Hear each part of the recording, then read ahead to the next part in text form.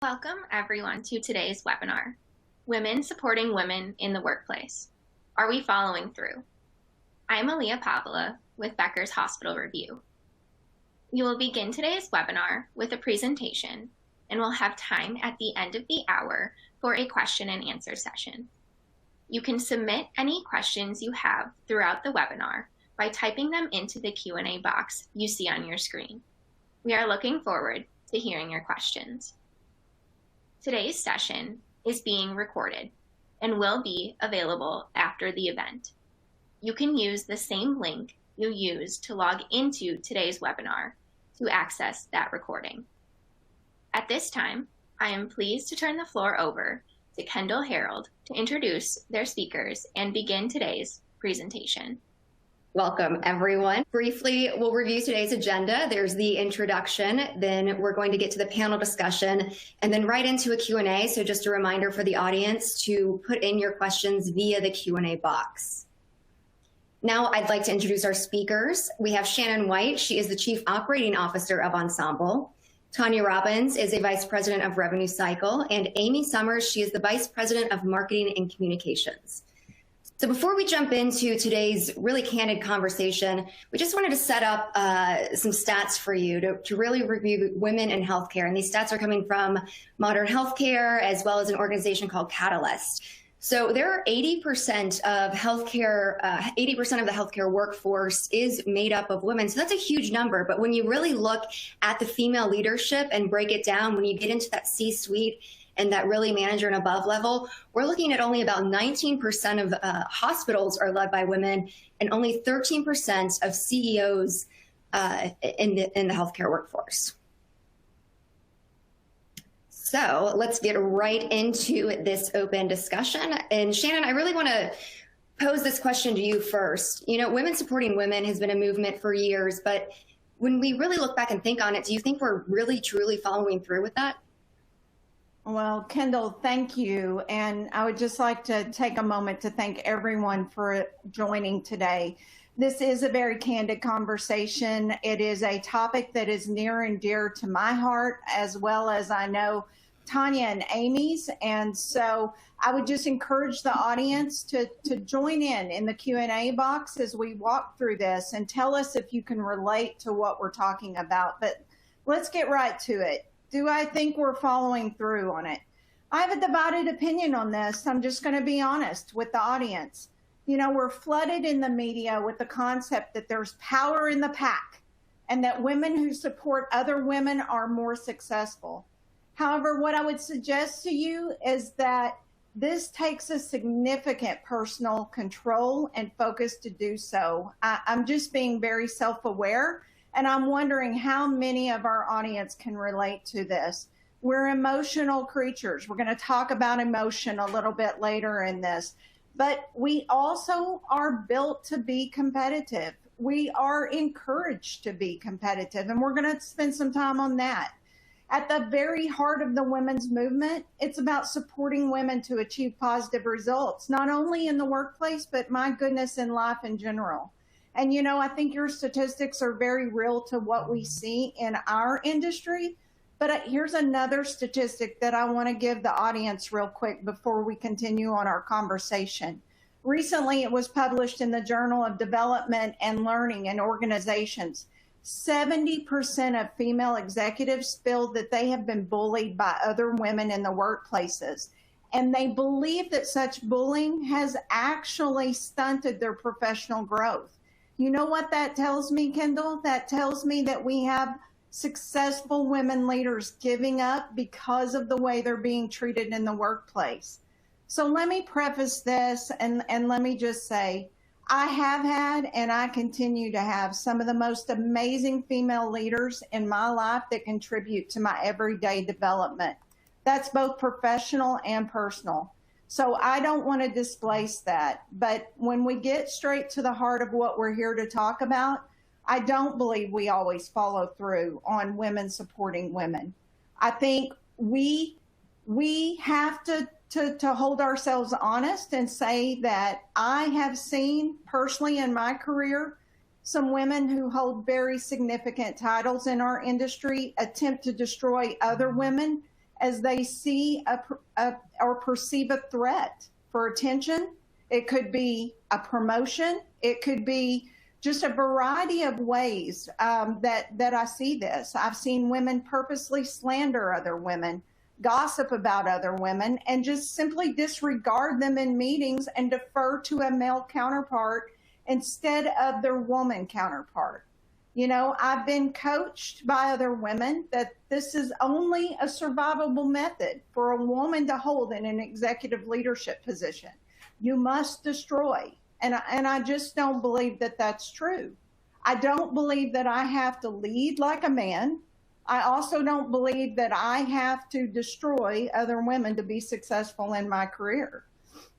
I think finding myself here more than once, and what's tragic is that we often see women leaders try to work through it on their own. And I think that part of that comes from the fact, let's just be honest, I'd love to hear from the audience on this one. A lot of our men counterparts don't want to deal with the drama. And they use more condescending language such as, please don't cause a cat fight. When really it's not about that. It's about leadership 101 and how we're using our teammates, whether female or male, and whether or not we are possessing all of the attributes to successful leadership. So it hurts my soul to see women who try to go at this on their own. And what I would say is, just to summarize this up, the fact of the matter is both men and women benefit from having a network of well-connected peers across many different groups. And I'm hopeful the audience finds themselves with 4 women today from Ensemble that we would love to network with you post this. And we would love to be a sounding ear, and you be a sounding ear for us as we maneuver through some of these issues. I lastly believe that as women, if we want equal pay, equal treatment, and so on, that we are very solid advocates for, then we have to achieve equal rights. And it starts with us as women treating each other as equals. Amy, I would love to hear your thoughts on this. Thanks, Shannon. That stat that you shared really resonates with me about the majority of women having experienced stunted growth due to mistreatment from other females.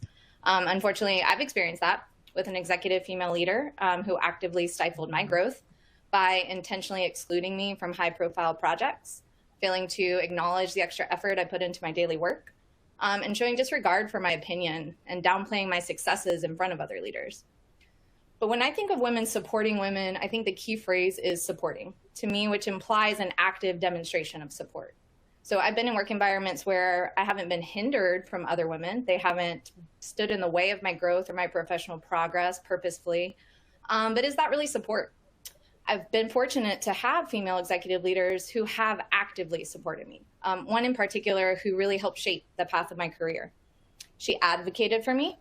She gave me opportunities to demonstrate my leadership capability on high-profile projects, and gave me the visibility I needed, and more importantly, helped cultivate the confidence required to successfully grow and advance in senior leadership roles. She also helped me navigate my work environment and career path by sharing her challenges that she had faced in an industry dominated by men, helping me learn how to overcome obstacles, position myself for success, and have difficult conversations. She also set a strong example of what an engaged and present mother was while being a hard worker and exceeding expectations at work. That didn't mean missing the basketball games on the weekends. And in fact, she set really strict boundaries for work-family balance, which I really admired. But she worked really hard. She had a high say-do ratio and an incredible commitment to quality. So to me, she set the example for what I hope to emulate as a leader and as a female advocate. Tanya, how do you see us following through on women supporting women? Yeah, thank you, Amy. So much like both of you, I've had a mix of both experiences. I've had some great, phenomenal female leaders who have and do support me and other women. They've, much like you, Amy, they have emulated that work-life balance that demonstrates for me that I can do it all somehow, and it doesn't have to always fit those perfect hours and can have some flexibility. And yet they somehow motivate me in those times where I feel like, oh, it's too much to drive and strive for more for myself. You know, they led by example, and they allowed me to develop under their leadership and their wisdom. And much like you, I'd like to believe as a result of that, I emulate those traits for people that I get the exposure, opportunity to lead. And on the flip side of that, unfortunately, I've had the opposite experience, much like Shannon described, where I have to believe that the women that I'm speaking about feel like there's just not enough good things to go around. Somehow they need to have this little package of things that are just for them, and there's just not enough to share. And so as a result, they've either stepped on me, played games, they've put me down to get ahead. So I've certainly witnessed both. Specifically, Shannon, one thing I'd like to react to about one thing you mentioned that really spoke to me when I heard you speak about this is that competition piece. So I do believe that it has been, since the day I remember ever, it's always been, you know, you got to be the best, you got to be the best. And that be the best mentality can lead to a poor self-image, right? Because you can't always be the best. And so it starts to challenge you. You start self-doubting all of the time. Like, am I enough? Am I smart enough? Am I pretty enough? Am I nice enough? Am I strong enough? The enough list is endless, and it will drown you if you allow it to. And I think as a result of that, it's caused other women, much like you talked about, to judge and be gossipy about one another.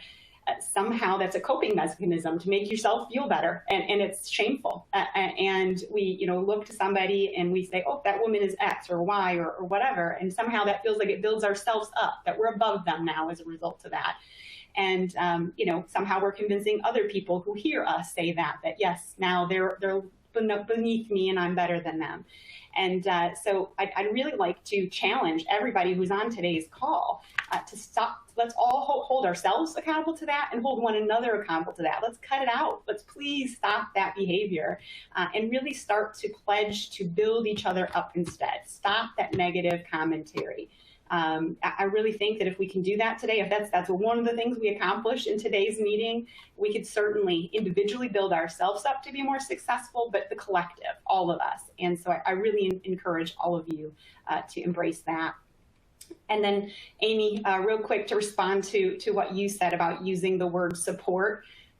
The light bulb went off for me when you said that. I know I got to be honest, when this conversation first started, you know, women supporting women, I think about not oppressing or suppressing one another, right? The act of just passively not being harmful intentionally. But you raised the bar to me to think a little higher than that, right? It's active. It's an active movement to say, I'm not only going to not suppress or oppress others, I'm going to take time, personal time, and commit to each other. That if I see someone who is struggling and I think I could help them, take the time to be committed to helping them grow and develop. Or if I see someone who's doing great, help build them up and get them the exposure that they need. And so I really thank you for bringing that forward. I do think that we all need to personally commit to doing that a little bit better. One of the things I want to add to that, now that you've kind of challenged my brain to another level on what is this movement, is I think as a result of the movement to move to work from home, a lot of us have a mix of that environment in our lives. And one of the things I've read recently was a Robert Half study where they said that 70% of working professionals who have moved to a work from home environment are now working weekends. And another 45% of that population are regularly now working more during their business hours. So that combined with, while I realize gender roles are evolving, and I love that we're all jumping in different ways than we used to before, there's still studies out there, Pew Research specifically comes to mind, where they have shown that still statistically women, more than fathers, report experiencing more significant career interruptions as a result of that family need. And so I bring that all forward to suggest that for all of us women who have the opportunity to lead, and that might be leadership at work, it might be in your church, your community, whatever leadership looks like to you, please be supportive and empathetic of that we have multiple demands that we are all faced with. Foster that environment that sparks passion to drive people to want more and strive to be more, and remind them that it is possible to do it all and have it all, but it does take work, practice in supporting one another. So thank you very much, both of you, for your thoughts, because you've definitely got me thinking as well. Oh, Tanya, I would love to get some audience feedback on this one. Such great points about conflicting priorities. I'm not sure if anyone else has had this moment, but I can share. I've had the moment even in the last probably month where I hold my head and go, I cannot be all things to everyone. Let's hear from you in the Q&A session. How many of you feel or have felt the burden of career versus family / partner / outside career needs? And what does that look like for you, and how are you coping through that? Thanks for that, Shannon. I think that's a great transition into our second question and second item that we really want to explore here. We're already getting some great feedback from the audience. One attendee said it's very inspiring to listen to your individual stories. And I think we really want to hear more about that. Can you tell us more about what you've witnessed or experienced over the last few years? Yeah, there's so much, as all of us do. We all have a lot of life experiences. And I think oftentimes, and I get the privilege of getting asked to be on a variety of panels and discussions. I very much believe in mentorship. I very much believe in using my voice and my history and my stories, even as raw as some of those are, to share with folks that we're mentoring, maybe new leaders in the industry, et cetera, because I think oftentimes we can feel like we're on an island or no one else has went through this. And trust me, there are plenty of us that have and still do. Every day is a learning experience for me. So when I think about hearing women talk about how poorly they are being treated by men, and yes, I have seen some of that in my career. I mean, that is definitely a reality. However, from my perspective, I have had more mistreatment from women. And I feel like that's more prevalent, especially as we advance in our careers. And I think Tanya hit on that earlier, which is I believe that we feel like there's only so much limited. The statistics teach us that. They show us that. And so therefore, we react to that. And we attempt to squelch out, if you will, that competition. But my standard panel question when I'm asked what's the hardest thing about being a female executive, I always answer it the same. It's other women. And I think that comes from a variety of aspects. I think we label. I think we stereotype. My accent has been made fun of. My dress has been made fun of. It's a variety of what I would say petty things that cause us to tear other individuals down.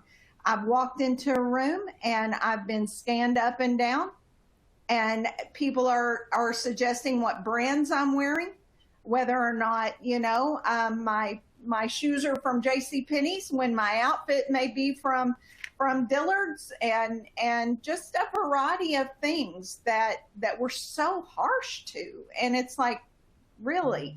I would say that being on the other side of that can destroy confidence, and it can destroy someone's credibility, and those types of things can follow them, and it can change or alter, if you will, what their purpose is if someone allows that. One of the most hurtful elements in my career was to hear a male leader say, I'm not receiving a promotion. I remember it just like it was yesterday. And when I asked why, I was told, well, because your peer group, which at the time was women, they just don't think you're ready. They just don't think that you could lead them. Well, okay, could you give me some things to work on? What does that look like? What is my growth path from that? If you could list out the 5 things that would make me ready or help me be able to lead these 4 women, when in all honesty, each day I'm leading them. They come to me and they ask my advice. They come to me and ask me what they should do. But so I can receive the promotion, and him saying, listen, I'm not sure. Why don't you just talk to them and see what they need from you?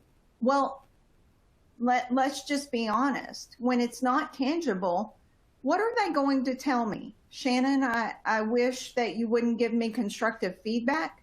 Shannon, I wish you wouldn't hold us accountable. I'm not sure what feedback, but I didn't get any, and it didn't help me improve myself personally or professionally. And it was very disheartening at the time. I think, part of what I had a response of is there a textbook that's supposed to teach me how to work with other female leaders? If you're not going to be that advice or that mentor for me to teach me that, then who do I go to for that? And so I sought out my own female executive coach. And that was one of the things that probably was a turning point for me, because not only did she help mentor me, not with some of the tangible things I needed to work on, but also how to relate to other females in the industry without being a perceived threat or competition in some way. So I would just say, from my perspective, we oftentimes perceive women and strengthen women through a very militant and evil view. Think about some of the movies. You guys have probably seen Mean Girls. It's that power in being demeaning, power in tearing others down. And I think that we've got to come out of that. We need more advocacy for strengthened women supporting other women and saying, you know what? I am where I am today because Amy has been a solid mentor for me because she took the time to teach me how to navigate these waters.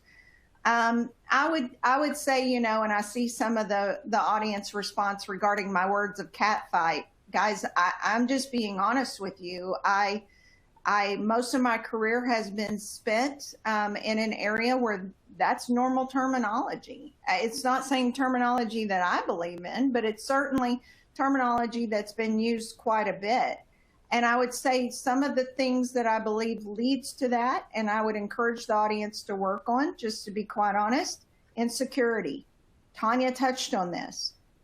We have to first accept ourselves and love ourselves before we can ever get past insecurity. And I'm not saying that I walk every day as a fully confident person. There is always something that can cast those doubts of insecurity in my mind. But what I find great reward in is that I'm surrounded by individuals, both female and male, that say, hey, listen, you know your stuff. Hey, listen, you're a good leader. Hey, don't think these things of you. And that I'm vulnerable enough to share that openly to get that feedback. So insecurity is something that I see drives much of this behavior. Domination, we've talked a little bit about that. I want to control. I want to be in charge. I want to annihilate you. I don't know where that comes from, because what I would suggest is we should be just thrilled to watch a female leader grow within our industry, within our personal lives, and be successful. And then lastly, this one probably is honestly, from my perspective, what I've seen the most, Kendall, the need to be needed, right? So unfortunately, I do feel like there's a lot of females that feel this desire to be needed, and I need attention, and I need to have affirmation, and I need to be valued. I think we strive on social media platforms to gain this attention. How many likes are we getting for the day? How many responses? And if we don't get that, it starts that insecurity for us. So what I would say is, make sure that you stay true to your heart, and make sure that you first are your own validation. It's unhealthy behavior, in my opinion, to need constant validation from others. And that's something that I would say, please, probably the one most defining thing I've seen. But I would love to hear from Tanya on this one, because I know Tanya and I have talked about this frequently.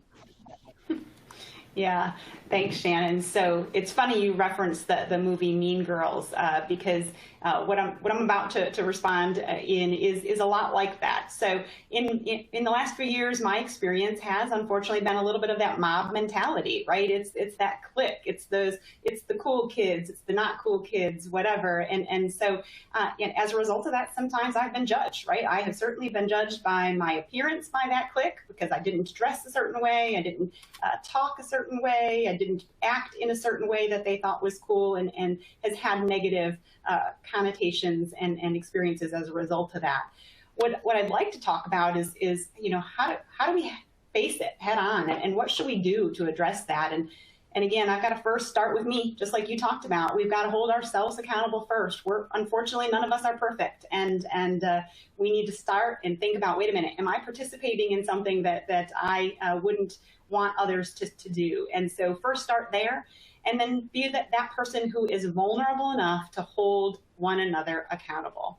I know that's scary, it's uncomfortable. A lot of people don't like that idea of what that ugly word, confrontation, but it doesn't have to be ugly, right? It's about the exact opposite. It's giving that gentle reminder, hey, I noticed you doing XYZ.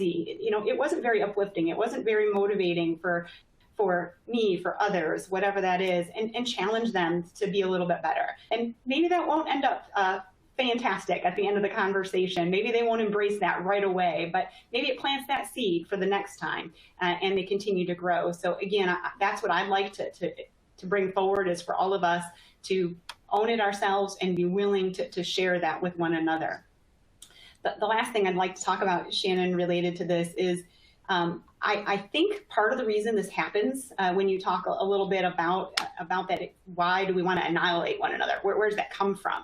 Some of the things I've seen is that because historically, right, the people we've looked up to, there have been a small population, even based on the statistics that Kendall presented at the beginning here. There's such a small population of women, and some of which have gotten there by emulating bad behaviors, right? Let's just be honest. They've embraced some of those traits that they think they've had to be cutthroat, all of those negative things. And so women have seen those people in influential positions, and they've basically assumed that to be successful, they have to emulate them, that's what it looks like. In order to be successful, I must do X, Y, Z. And they follow that process thinking that's going to make them successful. And they don't stop to think, wait a minute, is that the type of leader I want to be at the end of the day? Yeah, success is great, but if it comes at the cost of breaking others down, is that really whom I want to be? And so I really do think that's part of the root of the problem. And so I just challenge each of us to really be thoughtful about whom are we thinking is our role model, and is that somebody we'd be proud to look like or represent? All great thoughts. I think that's hey, Kendall, if I could on that just real quick, I think that's a really great comment there, Tanya, because what I would say is, we all know on the leadership journey, there are folks that we learn from, and sometimes some of the worst behavior is such a valuable learning lesson. So I just want to call that out. Thank you for that, Shannon. We have gotten so much engagement, so many questions, so many personal experiences people are sharing in the Q&A. So we just encourage you to keep bringing that on. So I really think this next question is going to resonate with a lot of people who've sent in these questions. What advice do you guys have for these leaders, and how can they foster an influence or really just more inclusive workplace? Yeah, this one's touching to me because my advice is gender neutral. This isn't about a female versus male element at that point. When I think about this, I think that it's about fostering equality and just inclusion within all individuals. My gender does not define my success, and I guarantee you I won't let it hinder it either. But I am not going to use it as a weapon. I am not going to use it either as a victim card. I refuse either one of those. And so what I would say is I stay centered on the core qualities of leadership that I believe are influential and inclusive to our environment, and that I wish I wish we would all be advocates for. And to me, those are pretty simple. Be compassionately honest, right? We won't have time to gossip. We won't have time to nitpick. We won't have time to slander if we can tell the truth and be kind to why we do it. And to me, that's critical. Take the high road. Instead of sitting around at lunch or on a break and giggling, or in a chat room saying, what does she have on today? Or what does he have on today? Or did he iron his clothes, or did she iron her clothes? Take the high road. And when you see behavior like that, manage up in that, right? Offer positive points. Like, you know what? She's incredibly smart. Have you heard her? Or I read something she did the other day, and I was so impressed by it. So take the high road, and as I love to say, have each other's backs. That's just a pure leadership quality. And when there is a conflict, have it one-on-one. Have it one-on-one. Don't make assumptions. This one is probably, out of all of them, I want to spend the most time on. Everyone has a story, and not all those stories are love stories. I can promise you. All of us have a past. It doesn't have to define us. And everyone has stories that have helped mold and lead to why we are and who we are today. So I fully recognize not everyone is vulnerable. Not everyone has even embraced the level of vulnerability that many of us have. To me, I'm an open book. I share openly with our associates. I share openly with other leaders, because I want them to know you can make wrong decisions and you can overcome it. You can get back up the next day. You can fail forward, all of the terminology that we love to use. But what I would tell you is that hope is there, and hope has a strong heartbeat. It truly does. And so please make sure that you don't make assumptions and you don't stereotype individuals. Because if we truly embrace diversity and equity and inclusion, this should never happen. This should never happen. And then I would say, be the best version of you. You don't have to have someone else's leadership style to be the best version of you.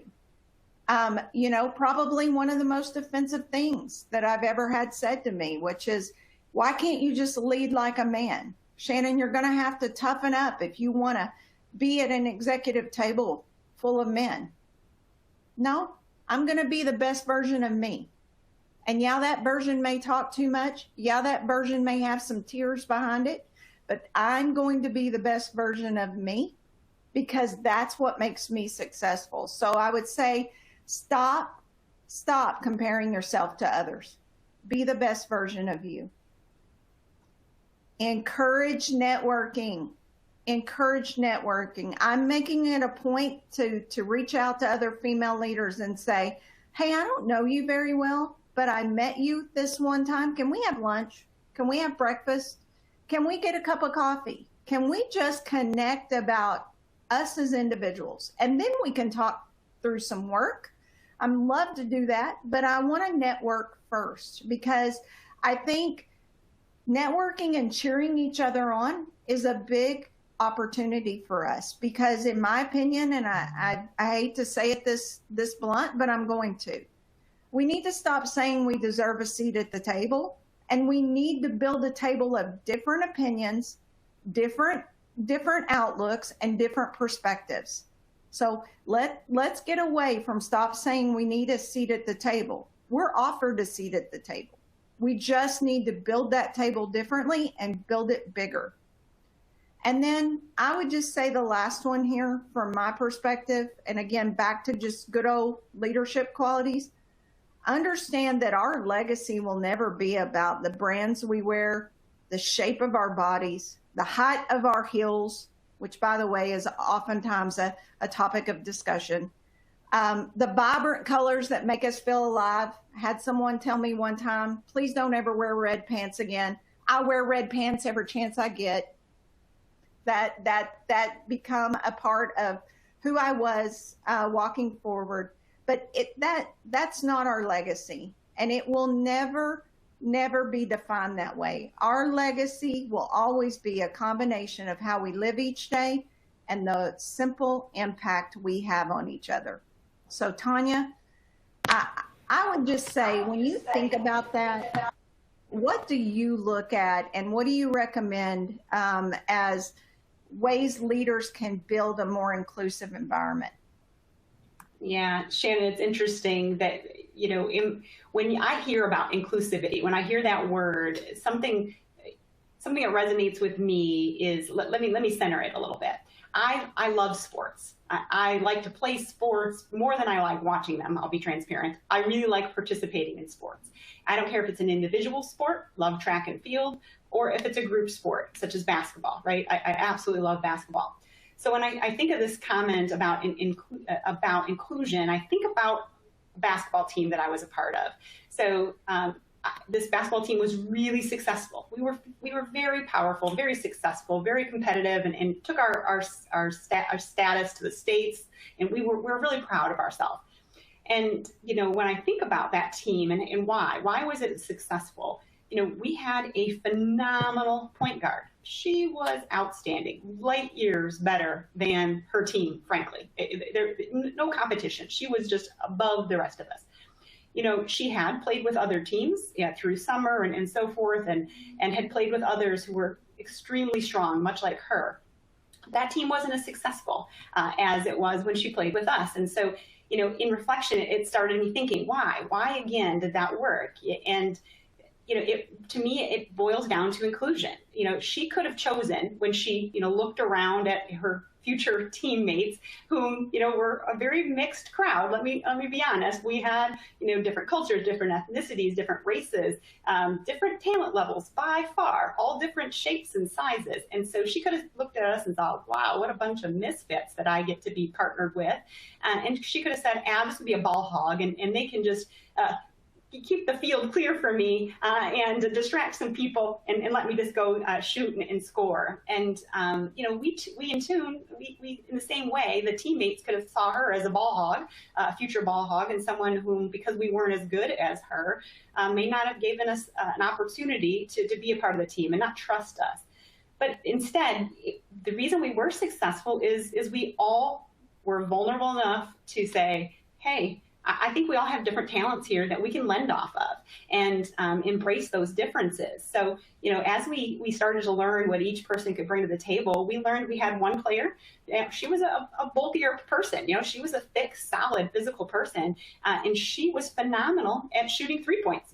Put her at the top of the key, shut her up all day long, and she's draining those and gaining us points all over the place. And we had another player who was a bulldog. So if there was a chance to steal a ball, or if there was a loose ball on the floor, she would be on her knees scrapping her hair, up in a knot with hair as busy as she could to poke people in the eyes with it if she had to, right? So I share that because all of the 15 players on the team, and all of them had a unique trait that, because those traits were allowed to be fostered, acknowledged, allowed to shine in their own rights, it allowed us to be collectively so successful.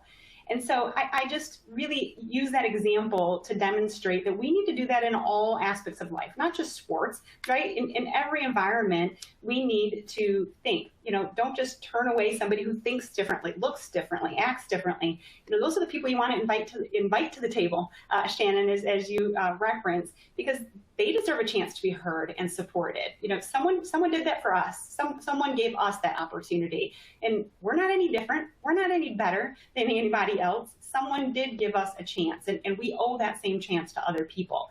So I just want all of us to role model that behavior, speak to this to other people, to encourage them to do the same and influence them to do the same. Amy, what are you thinking about this? Yeah, Tanya, I love that notion of embracing our differences. So to me, fostering inclusion really means rethinking the standards we've established for what a good leader is. If we equate leadership with behaviors considered more common in men, strength, arrogance, egocentricity, bravado, assertiveness, dominance, we limit the potential of women who sometimes show leadership in other ways: responsiveness, servitude, collaboration, cooperation, compassion. An article I read recently made the point that rethinking and redefining leadership not only means allowing women to inhabit leadership roles who demonstrate feminine characteristics, but it also means ensuring that our systems are redesigned to recognize different styles of leadership as well. I think one very tactical example of gender bias is performance reviews, and something I've experienced firsthand. So I've been a person who's always strived to exude excellence in my performance and my quality of work, but I've received feedback or ratings in some reviews about my likability, my need to soften harsh edges, be less direct, be more friendly. And they've only come from female leaders. And research shows that men don't typically have that same experience, and they don't get commentary on their likability. So we just need to critically evaluate and challenge our expectations of women and determine if we're fostering inclusivity or reinforcing that exclusivity with those standards. Shannon, to your commentary about, stop saying we deserve a seat at the table and build one, I completely agree with this. I've also, though, spent time fighting to get to the table and been hindered by people who refuse to help me open the door, give me an opportunity, and often those are women. The first time I was invited to present to a CEO by that actively supportive female I mentioned earlier, it was transformative for me personally and professionally. All I needed was that opportunity, that visibility, and then it was mine to make or break. So from that moment on, I realized that as leaders, we have an incredible amount of power to actively support, nurture, foster upcoming leaders in our organizations, and take the time to recognize someone's potential, help establish her credibility, give her opportunities for visibility. And that's something I'd encourage us all to actively pursue. Great, thank you. And again, we have so much engagement here in the Q&A. We encourage you to continue to bring in those questions. We're going to try and get to them here in just a few minutes. And just for the sake of time, so we can get to that Q&A, let's just go straight to our last question here. We think this is an important one to cover. Sometimes women are viewed as too emotional about decision making. We've touched on this a little bit here. Shannon, have you experienced this personally?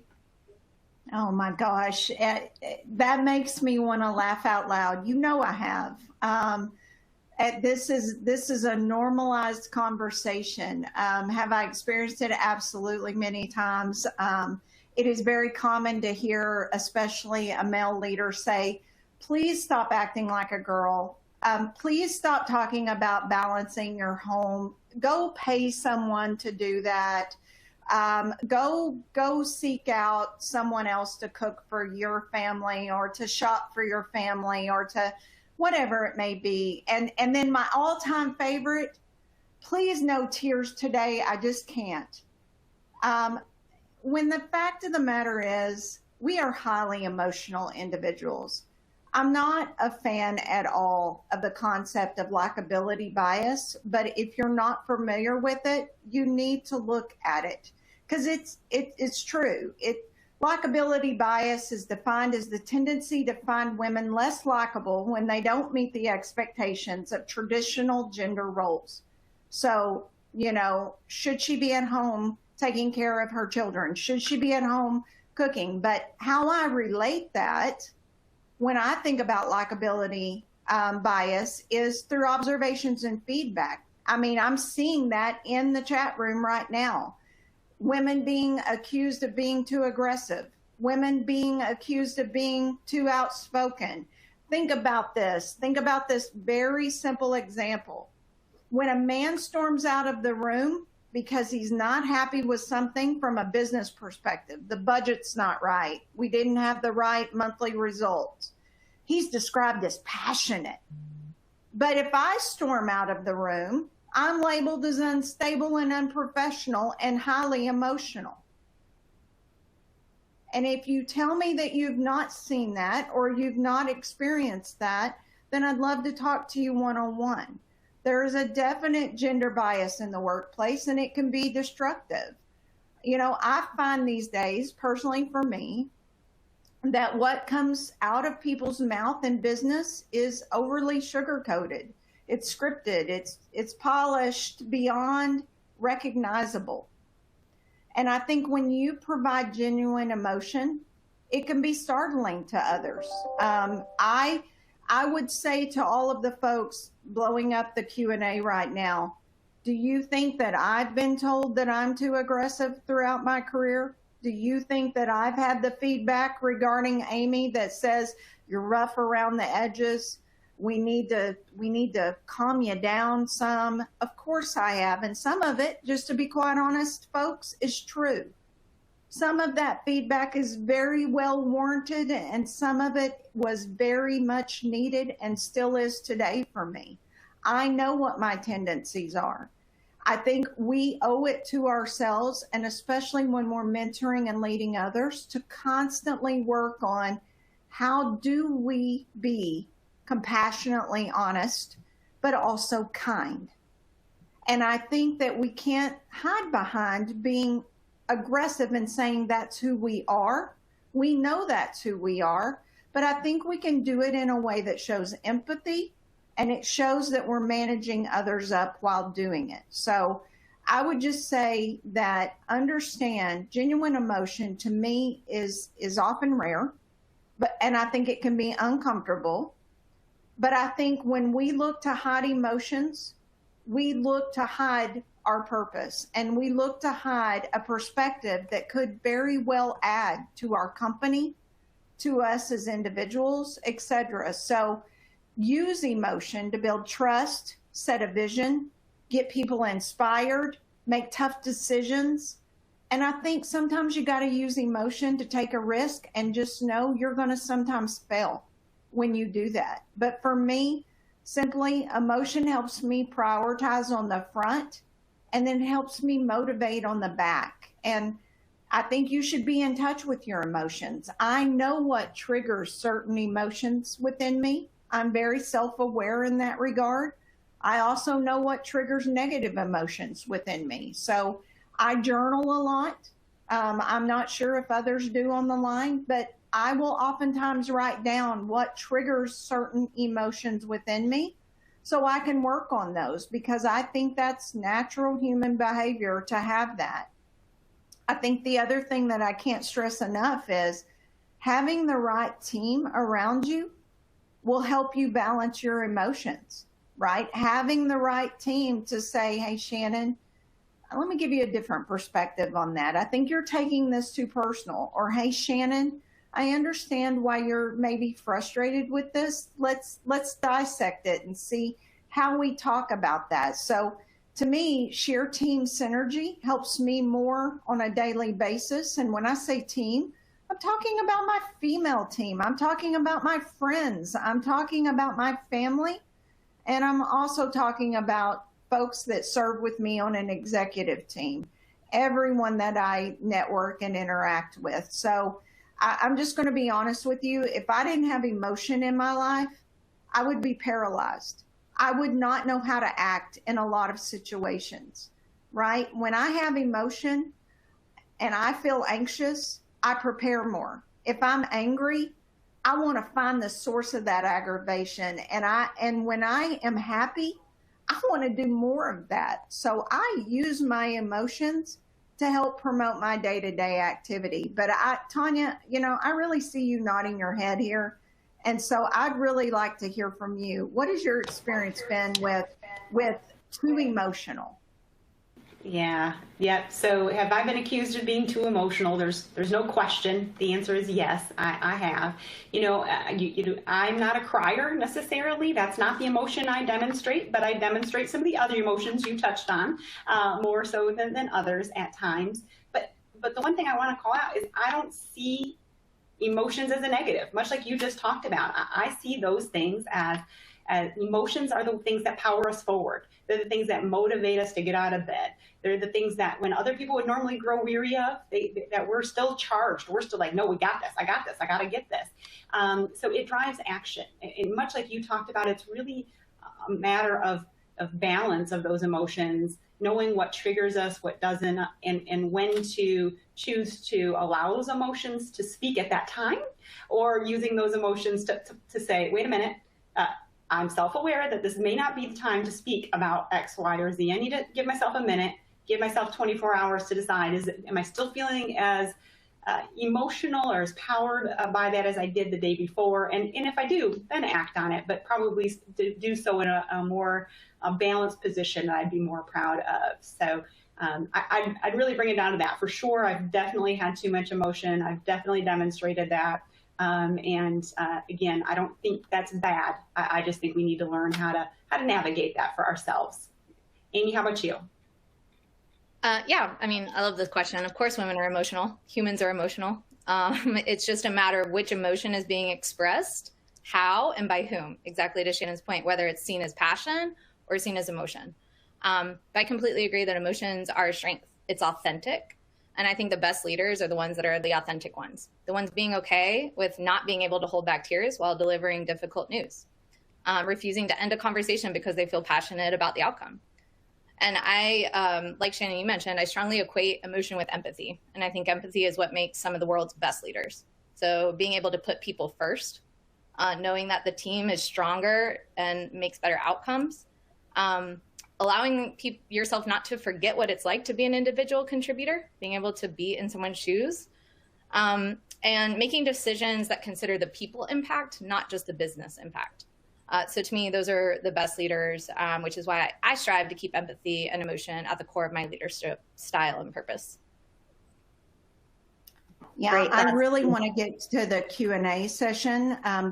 First of all, thank you again for the enormous support through the Q&A. I want to get there, Kendall. So if I could, on behalf of Amy and Tanya, let's wrap this up. And then let's get to some of these solid items coming through the Q&A and what time we have left. Guys, we have a responsibility to each other to champion all great ideas and provide a platform for voices to be heard, both female and male. That is our daily responsibility. I'm encouraging you today, as a female leader, I want you to embrace something called the shine theory, which is the idea that you're going to help other women rise and shine. That's my ask of you today. That's a call of action. Be secure enough in yourselves to praise others. And folks, let's find the squad and tap into them that helps do that for us. That's so important, right? We're offering ourselves to be a part of your network. Reach out to us. We would love to include you as someone that we network to help with these real opportunities. And then I would say, we can close the gap faster if we will do this. And we can certainly, quote, shatter more ceilings if we treat each other as equals and we raise folks up in our female gender.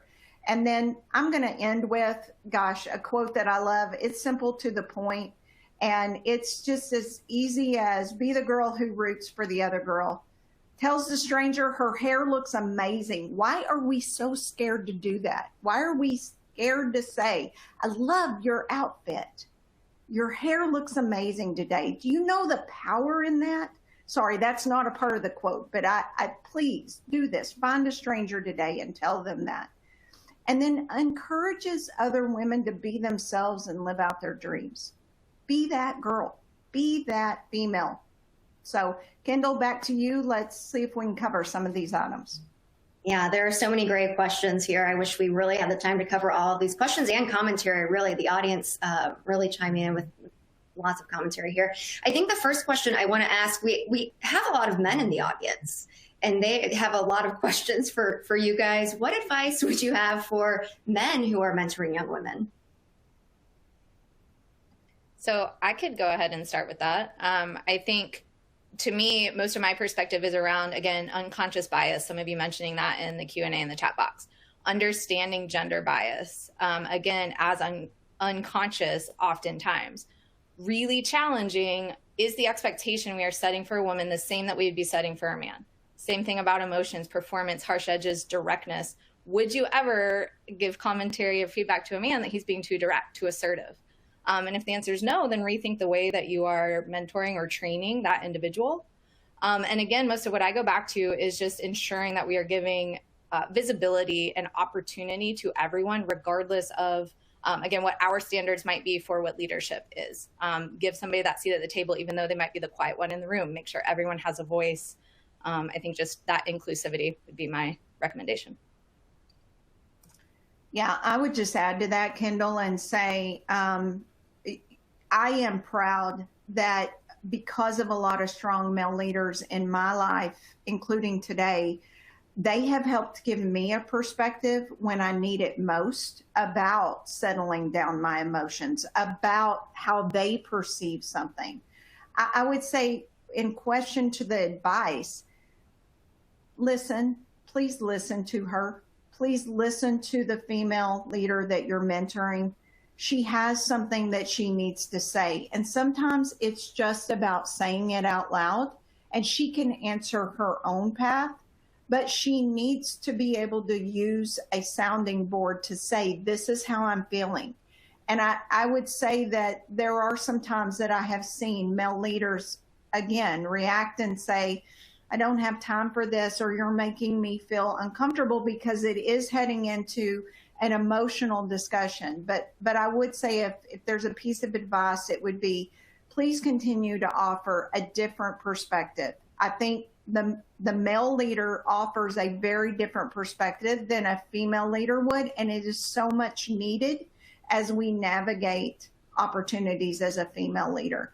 I would say the other thing is I have found that some of the most inspiring, confidence-driving advice has come from male leadership, which is, Shannon, you are strong enough. Shannon, you are tough enough. Shannon, your accent means nothing, right? Results mean everything, right? So that concept of being factual and to the point that most male leaders bring is very helpful in times when I need it most. Tanya? Yeah.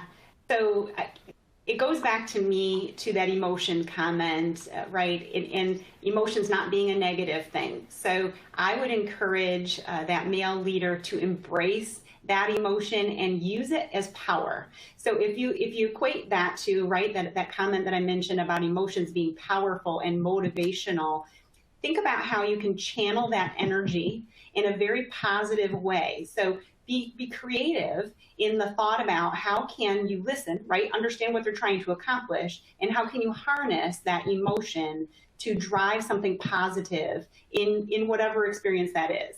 And I'm absolutely positive you can do it.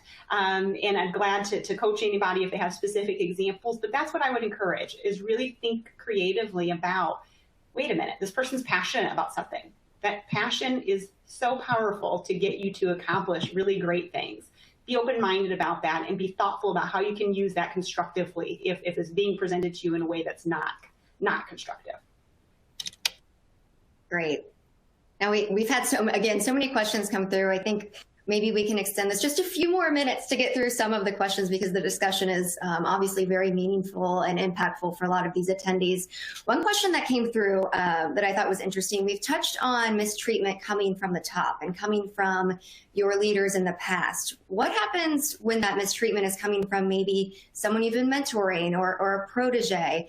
How do you deal with that? Have you experienced it? And then any advice, I guess I would say, to mending that relationship and continuing to mentor that person? So I think that's an interesting. One of the things that I've found most helpful to navigate those types of difficult conversations is something like a personal assessment tool, something like a DISC assessment we do here. That gives me a grounded foundation to explain my motivators, my stressors, where I'm coming from, my work relationship. So to me, I try to step back, have an objective conversation about it. Why is this happening? Here's what I'm perceiving from the situation. Here's what I need to be successful in my role. What do you need? And just trying to work through that again with some sort of objective foundation, so you guys can have kind of the same language and a dialogue that's not just emotionally driven.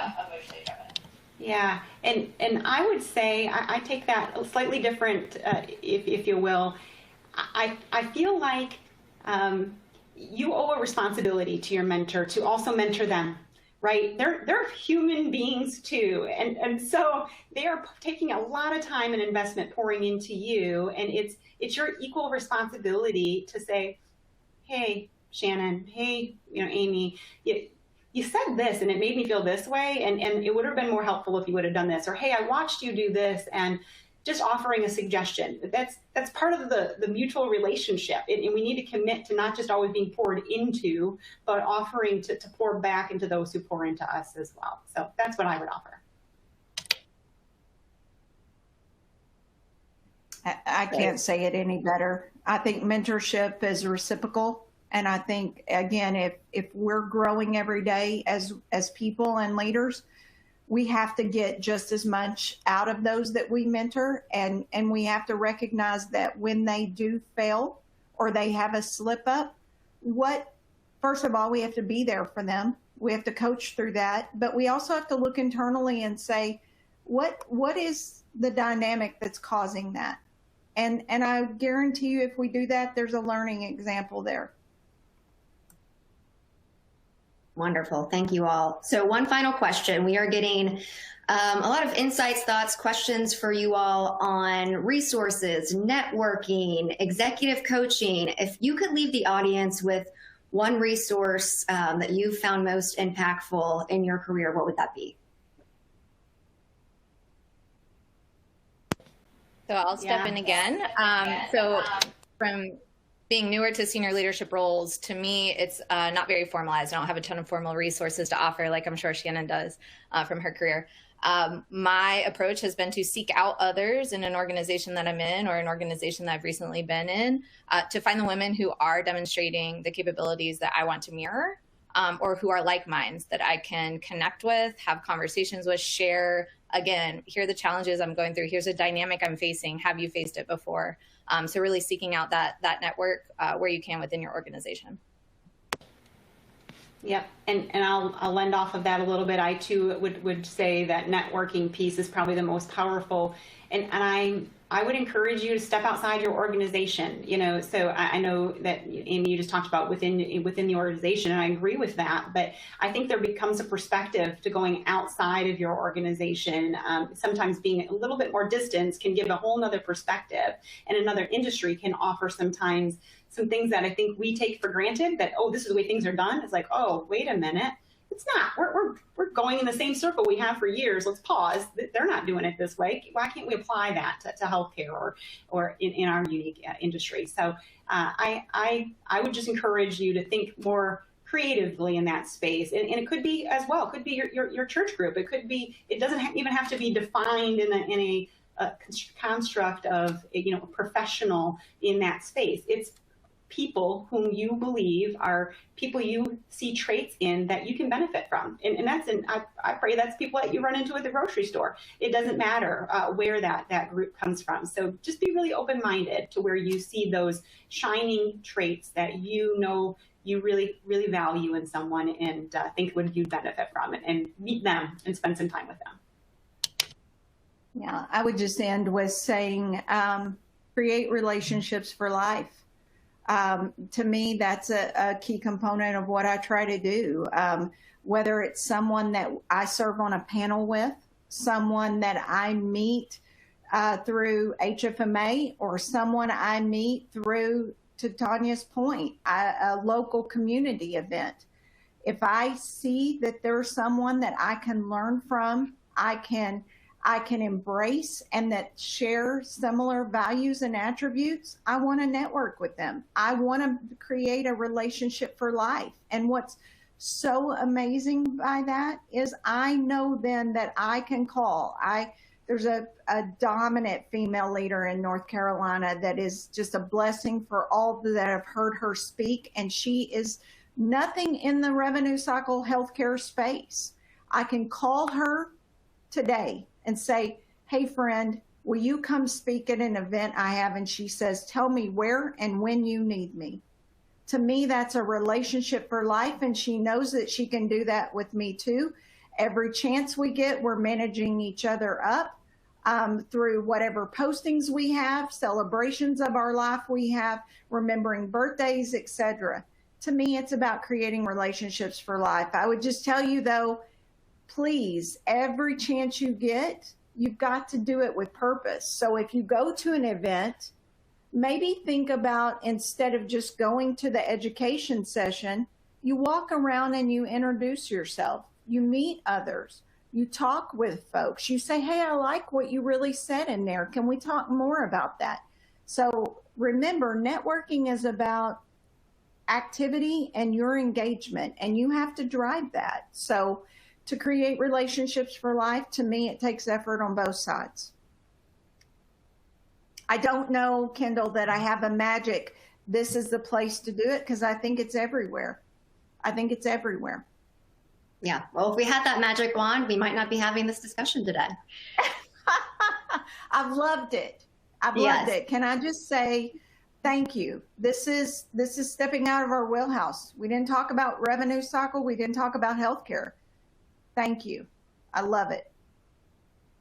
Yeah, thank you, Amy, Shannon, Tanya, for your open, honest insights and advice. And thank you to our audience for really sending in those questions and also being so honest back with us. We really would like to continue this conversation with you. We will send a recording of this webinar to you after we sign off here. And we really encourage you to take what you've heard today back to your teams and to share what you've learned today. So with that, Becker's team, we'll send it back to you. Awesome. That is unfortunately all the time we have for today.